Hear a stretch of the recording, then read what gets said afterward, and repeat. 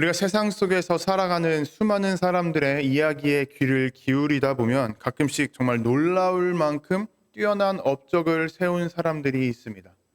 그리고 엄청난 업적은 아니라 할지라도 정말 말도 안 되는 상황 가운데에서 자기의 삶을 앞으로 내세웠던 사람들도 있습니다. 일종의 성공담 같은 것들이죠.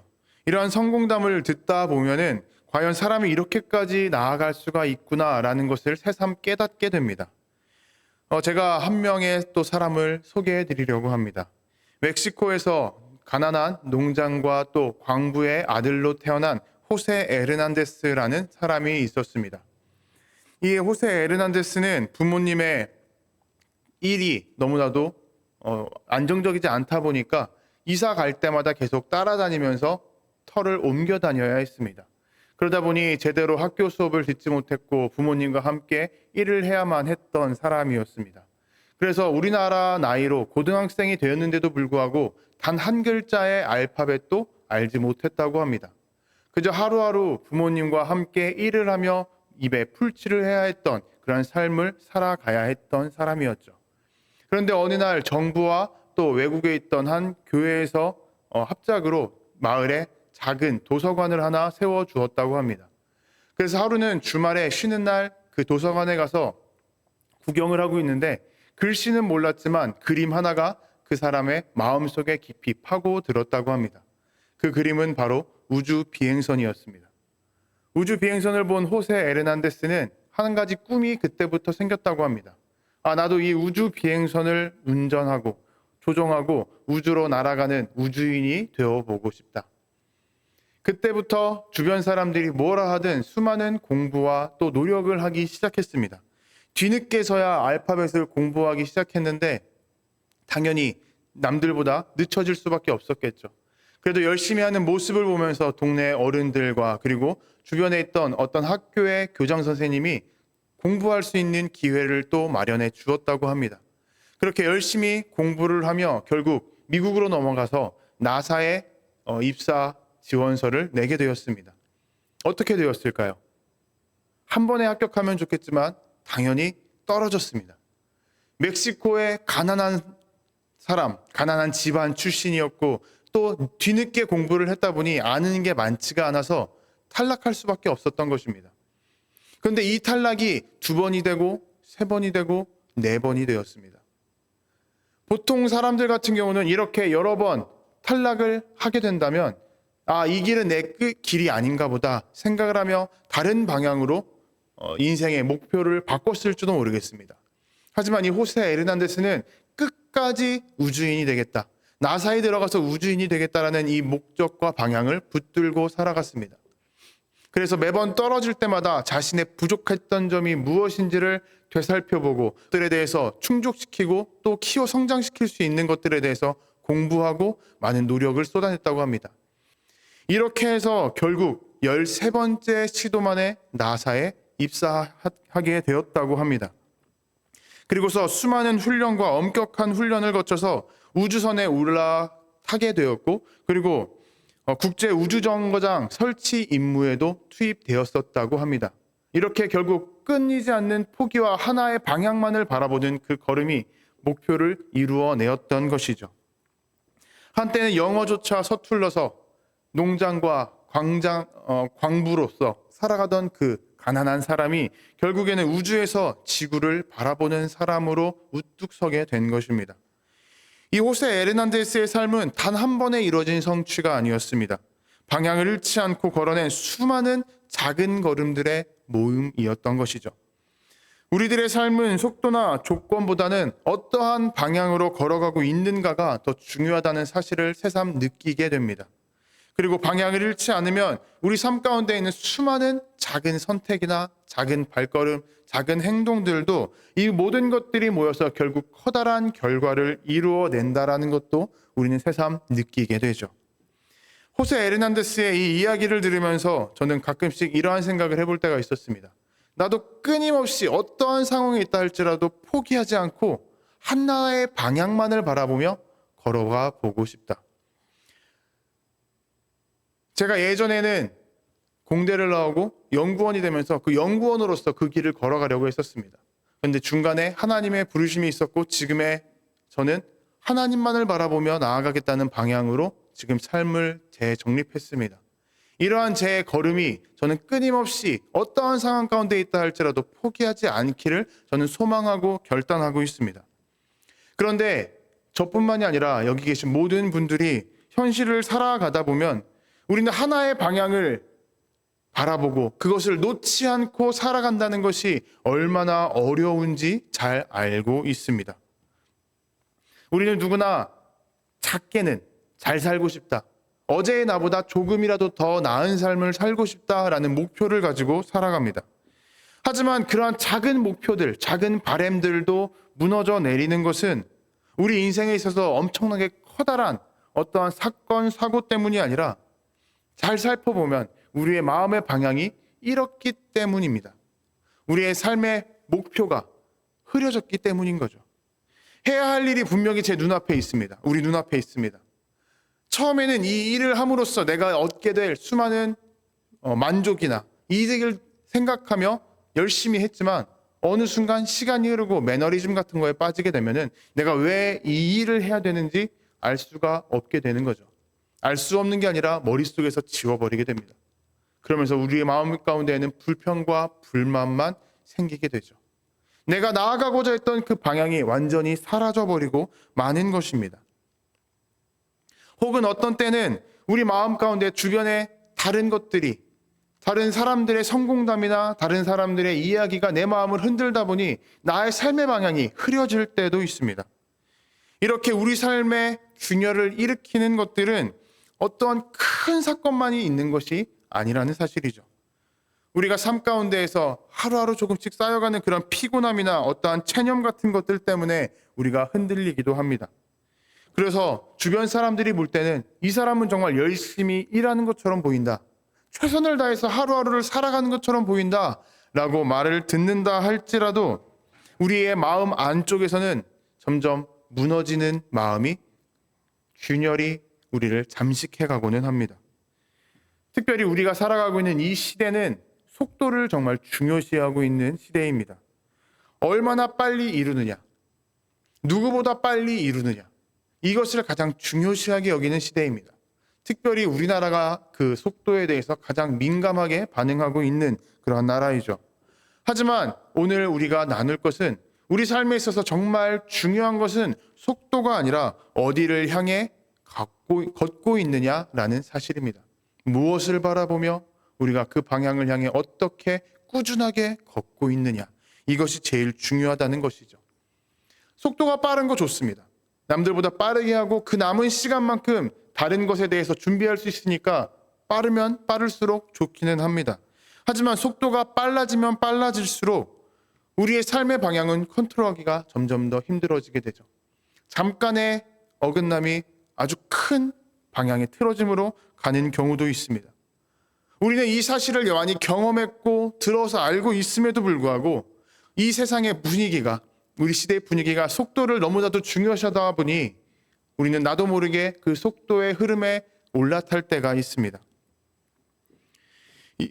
우리는 열심히 했지만 우리 마음 가운데에는 이룬 것이 없는 어떠한 공허함이 채워지게 되는 것이죠. 분명히 최선을 다했는데 내 손에 쥐어진 것은 없습니다. 이러한 모순이 우리를 더 지치게 만들기도 하죠. 그러다 보니 우리는 스스로 생각하게 됩니다. 도대체 내가 진짜 원하는 삶은 뭐였을까? 내가 이런 삶을 꿈꾸면서 어렸을 때부터 이렇게 노력을 해왔던 걸까? 이제부터라도 나는 다른 삶을 살아야겠다. 그러면 이제 남은 인생을 어떻게 살아가야 되지? 수많은 생각들이 꼬리에 꼬리를 물고 일어나기 시작합니다. 그런데 이러한 질문들은 보통 많은 경우 나이가 들었을 때, 어느 정도 삶에서 자신의 인생의 성취를 이루었을 때 떠오르기도 하지만 빠른 사람들은 그 전에서부터 이러한 질문 가운데에 빠져들기도 합니다. 그래서 오늘 우리는 다른 질문을 우리 스스로에게 한번 던져보아야 됩니다. 호세 아르난데스가 수많은 실패 속에서도 포기하지 않고 끝까지 하나의 방향을 향해 걸어갔던 것처럼 우리는 어떻게 해야 제대로 된 인생의 방향을 찾고 그 방향을 따라 걸어갈 수 있을 것인가? 이 질문에 대해서 한번 우리는 스스로에게 질문해보고 또 답을 내려보아야 됩니다. 오늘 우리가 그렇게 한 방향을 살아갔던 사람에 대해서 나누려고 합니다. 에녹에 대해서 나누려고 하는데요. 먼저 에녹이 기록된 창세기 5장을 보면 5장은 마치 쓸데없는 족보만 나열된 것처럼 보입니다. 누가 태어났고 누가 몇 년을 살았다. 누가 또 몇 년을 살았다. 누가 몇 년을 살았다. 수많은 사람들의 이름과 수명이 기록되어 있습니다. 그런데 그 일정한 패턴이 이어지는 가운데에 갑작스럽게 어긋남이 하나 발생하게 됩니다. 완전히 다른 방식의 기록이 나타나게 된 거예요. 그게 바로 오늘 우리가 나눌 에녹입니다. 창세기 5장은 에녹을 이렇게 설명합니다. 에녹은 하나님과 깊은 교제를 나누며 살았다. 이 문장은 단순히 에녹이 어떠한 신앙을 가졌는지 그 신앙의 자세와 태도를 묘사한 것에서 그치는 것이 아닙니다. 성경은 에녹의 나이나 어떠한 업적보다도 어떠한 방향으로 살고 있었는가를 더 중요하게 여겨서 그렇게 작성했던 것이죠. 에녹의 인생을 설명하는 가장 중요한 단어, 우리가 주목해 볼 단어는 이것입니다. 하나님과 함께 걸었다. 여기서 우리는 하나님께서 우리의 인생 가운데에서 무엇을 중요하게 보시는지 분명히 알 수 있게 됩니다. 우리들은 삶을 살아갈 때에 얼마나 내가 오래 살아가며 무엇을 이루었는가, 얼마나 많이 이루었는가를 자랑하면서 살아갑니다. 하지만 하나님께서는 과연 네가 어떠한 방향으로 살아갔느냐, 그리고 그 방향을 향해 걸어갈 때 누구와 어떻게 관계를 맺었느냐를 더 중요하게 여기신다는 것입니다. 쉽게 얘기하면 우리 사람들은 어떠한 과정의 결과만을 중요시하게 여깁니다. 이 결과가 얼마나 뛰어난 업적인가, 얼마나 엄청난 그러한 결과를 우리에게 주었는가, 그로 인해 수많은 사람들이, 얼마나 많은 사람들이 그 이득을 얻게 되었는가, 이것에 대해서만 중요하게 여기지만 하나님께서는 그 결과까지 가는 과정 하나하나를 중요하게 여기신다는 사실입니다. 그래서 에녹의 삶은 우리 사람들의 눈에 볼 때는 특별한 것이 없어 보일지 몰라도 하나님의 시선으로 본다면 정말 엄청난 여정을 걸어갔던 것이죠. 정말 뛰어난 삶의 여정, 신앙의 여정을 걸어갔던 사람이 바로 에녹이었던 것입니다. 그리고 히브리서 11장에는 이런 에녹에 대해서 더 깊은 설명을 남깁니다. 11장 5절에 보면 에녹은 하나님을 기쁘시게 하는 사람이라는 증거를 받았다라고 기록합니다.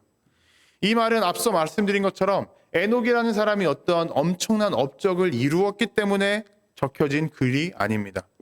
하나님과 동행하는 삶이 에녹의 신앙에 대한, 삶에 대한 마음과 태도에 대해서 자연스럽게 나타나고 또 주변 사람들에게 흘려 보내졌다라는 것을 의미합니다. 그래서 히브리서는 이어서 이렇게 기록합니다. 하나님께 나아가는 사람은 하나님께서 살아계신 분임을 믿어야 한다. 또 하나님을 찾는 사람에게 상 주시는 분임을 믿어야 할지니라. 이 말은 단순하게 어떠한 삶의 동의라던가 긍정적인 반응을 이끌어내는 것이 아니라 매일매일의 현장에서 하나님께서 나와 함께하고 계신다 라는 것을 직접적으로 체험하고 느껴야 된다라는 것입니다. 하나님께서 나와 함께 하실 거야 라는 지식으로 끝나는 게 아니라 내 삶 속에서 우리가 그것을 믿고 붙들고 나의 것으로 삼아서 걸어가야 된다라는 의미입니다. 바울 사도 역시 믿음에 대해서 한 걸음씩 걷는 삶이라고 우리에게 고백하고 권면합니다. 갑작스럽게 위로 뛰어오른다던가 앞으로 펄쩍 뛰어나가는 것이 아니라 반복되는 걸음, 반복되는 일상 가운데에서 이루어지게 되는 그러한 자세와 태도가 바로 믿음이라고 우리에게 가르쳐 주는 것이죠. 이러한 사도 바울의 믿음에 대한 설명은 오늘 우리가 나누는 에녹의 삶과도 정말 똑같습니다. 에녹은 특별한 시대에 살지 않았습니다. 그냥 똑같이, 남들과 똑같이 가정을 이루고 자녀를 낳고 그리고 일상을 이루어낸 그냥 평범한 인생, 평범한 삶이었습니다. 그런데 그 평범한 인생 속에서 다른 사람들과 달랐던 것은 하나님과 동행했다라는 것 하나뿐이었습니다. 이것이 바로 하나님과 함께 걸었다라는 뜻의 의미입니다. 어떠한 특별한 인생을 살아간 것이 아니라 남들과 똑같은 삶 속에서 주변 사람들과 비교했을 때 이 사람은 정말 엄청나다라는 말을 듣지 않음에도 불구하고 똑같은 삶을 삶에도 불구하고 단순하게 하나님과 함께 걸었다라는 것. 이것이 바로 오늘 우리가 기억해야 될 에녹의 삶이라는 것입니다. 우리는 보통 생각할 때 어떠한 업적을 이룬다라는 것에 대해서, 잘 산다는 것에 대해서 뛰어난 결과와 남들보다 더 뛰어난 걸음을 지녀야 된다고 우리는 오해하고는 합니다. 키 큰 사람의 걸음이 짧은 사람, 작은 사람의 걸음보다 더 멀리까지 가는 것처럼 그렇게 무언가 압도적인 능력을 가진 사람만이 엄청난 업적을 이루게 되고 잘 살 수 있다라고 생각을 하는 것이죠. 하지만 오늘 분명히 에녹은 자신의 삶을 통해서 가르쳐 줍니다. 남들과 똑같지만 하나님을 선택하면은 그것이 하나님과 함께 살아가는 것이다. 그 사실 하나만 가지고도 하나님께서는 그러한 에녹의 삶을 기뻐받아 주셨다라는 것입니다. 그래서 성경은 에녹의 생애를 어떠한 몇 살이라는 나이로만 얘기하는 것이 아니라 방향으로서 설명했습니다. 하나님과 얼마나 가까이 있었는가. 우리가 똑같이 걷던 에녹의 삶이 우리와 달랐던 이유는 그 모든 삶 가운데 언제나 하나님을 옆에 두었기 때문입니다. 하나님과 동행했기 때문이죠. 하나님과 동행하는 사람들에게는 자연스럽게 나타나는 어떠한 열매가 있습니다. 이 열매는 거창한 변화가 아니라 우리 삶의 자그마한 태도부터 바뀌는 것입니다. 무언가 선택할 때에 그 선택의 기준이 나의 이득이 아니라 하나님의 말씀이 되는 것이죠. 나의 내면, 나의 마음이 향하는 방향이 완전히 달라져 버리게 되는 것입니다. 이것을 골랐을 때 나에게 어떠한 이득이 올 것인가? 이것이 아니라 내가 어떠한 선택을 했을 때 하나님께 영광이 올라갈 것인가? 내가 어떠한 선택을 했을 때 주변 많은 사람들이 하나님을 더 알게 될 것인가? 어떻게 해야 나에게 주신 이 사랑을 다른 사람들도 느끼고 체험할 수 있을 것인가? 이러한 삶의 기준이 완전히 바뀌게 되는 것입니다. 이것이 하나님과 동행하는 사람이 맺게 되는 열매라는 것이죠. 그래서 세상이 우리에게 요구하는 어떠한 속도보다도 하나님께서 보여주시는 그 방향만을 바라보며 속도와 상관없이 그 길을 걸어가는 사람이 바로 오늘 하나님께서 말씀하시는 잘 사는 사람인 것입니다.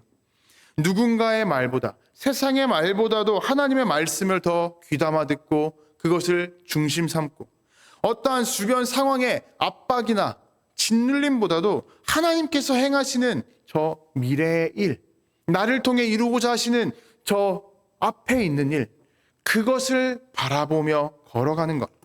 이것이 바로 하나님과 동행하는 사람이 맺는 열매의 모습 중에 하나인 것입니다. 그렇게 해서 그렇게 살아간 에녹을 하나님께서 기뻐하신 사람이다라고 성경은 기록합니다. 하나님을 기쁘시게 한 것은 계속 우리가 나누는 것처럼 어떠한 업적이 아니라 단순하게 하나님과 동행하는 삶이었다는 것입니다. 그렇게 하나님과 끝까지 함께 걸어갔던 에녹은 하나님께서 죽음을 통과하지 않고 그대로 들어서 천국에 들여보냈다라고 오늘 성경은 기록합니다. 이 장면을 보면 정말 우리는 신비로움을 느낄 수가 있습니다. 하나님의 기적을 느낄 수가 있죠. 그런데 거기서만 그치면은 안 되는 것입니다. 히브리서가 지금 그리고 창세기가 강조하고 있는 것은 죽음 그 자체가 없었던, 하나님께 들려 올라갔던 그런 기적 그 자체가 아니라 하나님과 동행함으로써 생겨났던 삶의 열매를 기억하라는 의미입니다. 이러한 삶의 열매가 있었기 때문에 하나님께서 이렇게 기억했다, 이렇게 역사하셨다라는 것이지 이것 때문에 이것을 기억해라 라는 것이 아니라는 사실입니다. 여러분, 하나님과 함께 걷는 삶은 우리의 내면을 바꾸어 줍니다. 우리의 생각과 삶의 방향과 태도를 바꾸어 줍니다. 우리의 삶이 주변 세상 상황에 흔들리고 요동친다 할지라도 하나님께서는 우리를 붙들어 주신다는 사실입니다. 그리고 그러한 붙듦, 그러한 동행, 그 모든 것들은 우리의 인생 끝날까지 언제나 함께하여 주시며 우리를 매 순간 새롭게 만들어 주십니다. 이 모든 것들의 기본 그리고 모든 것들의 시작은 하나님과 함께 걸어가는 것입니다. 에녹의 삶은 우리에게 어떤 엄청난 업적을 이루라고 이야기하지 않습니다. 오히려 평범한 가운데, 평범한 일상 가운데에서 하나님을 떠올리고 하나님을 붙잡으며 살아가라고 이야기합니다. 하루를 살아갈 때, 하루를 시작할 때 감사로서 하나님을 향한 간구로서 시작하는 것. 하루하루 만나게 되는 수많은 선택의 순간들 앞에서 하나님을 먼저 생각하고 그 말씀을 기준 삼아 선택하는 것. 나 혼자 쉬고 있거나 다른 누군가와 함께 쉬고 있는 자리에 있다 할지라도 그곳에서 세상 사람들과 너무 똑같이 모습을 보이는 게 아니라 그 가운데에서도 하나님의 사랑이 은연중에 드러날 수 있게 행동하는 것. 이 모든 것들이 하나님과 함께 걷는 길인지 아닌지를 보여주는 우리 삶의 태도라는 것입니다. 우리는 그래서 항상 지금 내가 걷는 이 행동, 내가 걷는 이 걸음이 하나님과 함께 걷는 삶인가, 걸음인가를 생각하면서 행동해 보아야 됩니다. 그 모든 것들이 모여서, 그 작은 것들이 모여서 우리의 인생의 방향을 완전히 바꾸어 놓게 되며 우리의 인생의 모습 자체를 바꾸어 놓게 될 것입니다. 그것이 하나님께서 말씀하시는 잘 사는 인생이라는 사실입니다. 여러분, 우리가 이 세상 속에서 하나님의 말씀을 붙잡고 살아가다 보니까 세상 사람들의 그러한 요구에 비해서 느릴 수도 있습니다. 뒤처질 수도 있습니다. 멈춘 것처럼 느낄 수도 있습니다. 하지만 그 모든 것들은 다 괜찮습니다. 아예 뒷걸음질 쳐도 상관이 없다는 사실입니다. 속도보다 중요한 것은 우리가 어디를 바라보며 어디를 향해 걸어가고 있는지 그 방향이라는 사실입니다.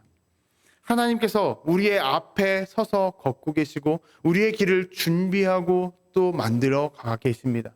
우리는 그 길을 뒤따라서 꾸준히 포기하지 않고 걸어가기만 하면 되는 것입니다. 여러분, 오늘 에녹은 하나님과 함께 걷는 사람은 길을 잃지 않으며 그 인생은 잘 된다고 분명히 가르쳐 줍니다. 지금 우리가 살아가는 시대는 여정의 끝, 그 업적만을 바라보며 이야기하고 있지만 하나님께서는 어떠한 마음으로 걸어갔는지 그 모든 걸음걸음 여정을 보고 계십니다. 그래서 우리는 에녹의 삶에서 죽지 않고서 하나님께 들려 올라갔다라는 그 결과만 볼 것이 아니라 하루의 걸음 속에서 하나님과 얼마나 함께 걸었고 어떠한 마음으로 하나님을 붙잡았는지 에녹의 삶을 우리는 항상 생각해 보아야 됩니다. 그렇게 우리의 마음이 다시 하나님을 향해 나아갈 수 있기를 소망하고 부탁드립니다. 하루의 걸음마다 하나님을 떠올리고 그 삶의 작은 순간마다 하나님을 향한 결단과 결심을 세우고 그 결심이 오늘뿐만이 아니라 내일의 걸음까지 이어질 수 있는 그런 은혜를 누릴 수 있기를 소망합니다. 그렇게 우리의 한 걸음이 우리의 인생 전체를 완전히 새롭게 만들고 또 하나님께서 정말 잘 산 인생이었다 칭찬해 줄 수 있는 우리 모두가 되기를 주님의 이름으로 도전하고 축복합니다.